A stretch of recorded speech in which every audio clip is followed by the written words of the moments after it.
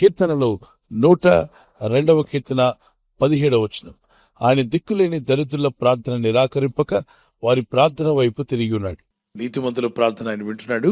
అలాగే దిక్కులేని దరిద్రుల ప్రార్థన కూడా నిరాకరించకుండా ఆయన మీ వైపు తిరిగాడట. ఎవరి వైపు అంటే, దిక్కు లేదు నాకు ప్రభా, నాకు దిక్కు అని బాధపడుతున్నావా? నీవు ప్రార్థన చేస్తే దేవుడు నీకు దిక్కై ఉంటాడట. దేవునికి స్తోత్రం కలుగును గాక. అలాగే దరిద్రుల అన్నాడు. చాలా మంది వాళ్ళు దరిద్రులు, వీరు దరిద్రులు అని చెప్తారు. ఓకే, దరిద్ర స్థితిలో ఉండి కూడా నువ్వు ప్రార్థన చేస్తే నీ ప్రార్థన దేవుడు వింటాడంట. దేవునికి స్తోత్రం కలుగును గాక. సో లోకం నీ గురించి, నీ స్నేహితులు, బంధువులు దరిద్ర స్థానంలో ఉన్నావని నేను తక్కువగా చూస్తే నువ్వు భయపడద్దు. దేవుడు నిన్ను ఎక్కువగా చూస్తున్నాడు. దేవుని త్రాసులో నువ్వు తేలిపోవు కానీ ఎక్కువగా తూగుతావు.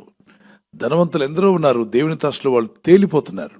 బెల్షజర్, నెబుకద్నెజర్ వాళ్ళంతా గొప్ప రాజులుగా ఉన్నారు ఆ రోజుల్లో. కానీ దేవుని త్రాసులో ఏమయ్యారట? తేలిపోయారు. దేవుని త్రాసులో మనం ఎక్కువగా తూగాలి. అందుకంటున్నాడు, దిక్కులేని దరిద్రుల ప్రార్థన వైపు ఆయన తిరిగి ఉన్నాడు. దరిద్ర స్థితిలో ఉన్నావా?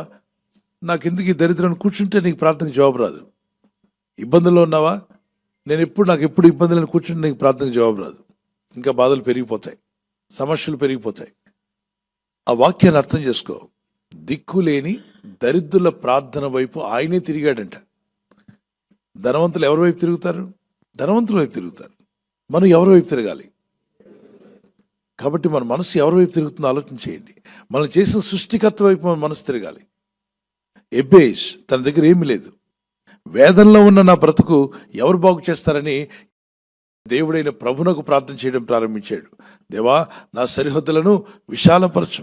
ఏ స్థితిలో ఉన్నాడు? దీన దరిద్ర స్థితిలో ఉన్నాడు. ఇక్కడ వాక్యం ఏం చెప్తుంది?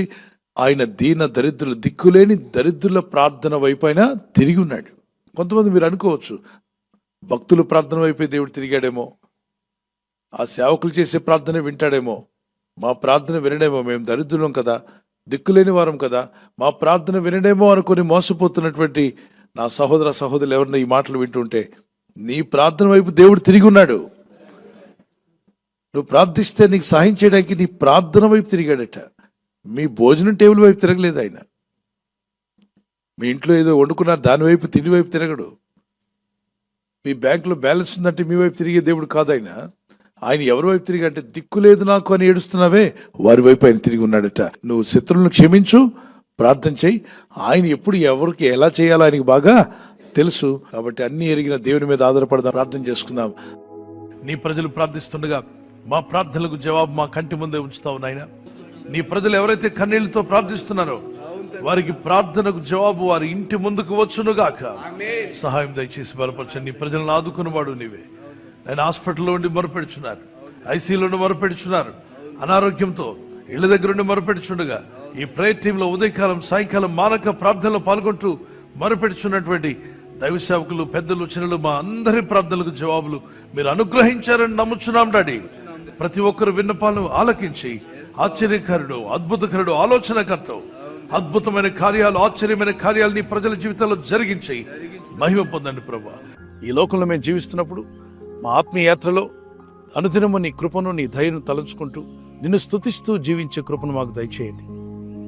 మీ రెక్కల చోటున మమ్మల్ని కాచి కాపాడారు, ఇక ముందు కూడా మమ్మల్ని కాపాడబోతున్నారు. ఈ రాత్రి నెమ్మదితో పండుకొని సురక్షితంగా కాపాడబడినట్లుగా నీ అగ్ని కంచి వేసి మమ్మల్ని కాపాడండి. మీ చిత్తములో కొనసాగే కృప అందరికీ దయచేయమని యేసుక్రీస్తు ప్రశస్త నామములో మీరందరికీ చక్కని నిద్ర దయచేసి తెల్లవారు లేచి కృపను మాకిమ్మని క్రీస్తు నామములో అడిగి వేడుకుంటున్నామా పరలోక తండ్రి. ఆమేన్, ఆమేన్. ఈ వాగ్దానం విని ఊరుకోవద్దు. వాగ్దానం విన్నాక ఆమేన్ చెప్పి ఇతరులందరికీ షేర్ చేయండి, లైక్ చేయండి. అలాగే సబ్స్క్రైబ్ చేయని వారందరూ సబ్స్క్రైబ్ చేయండి. ఈ దేవుని మాటలు అనేకులకు చేరవేయండి. Good night. God bless you.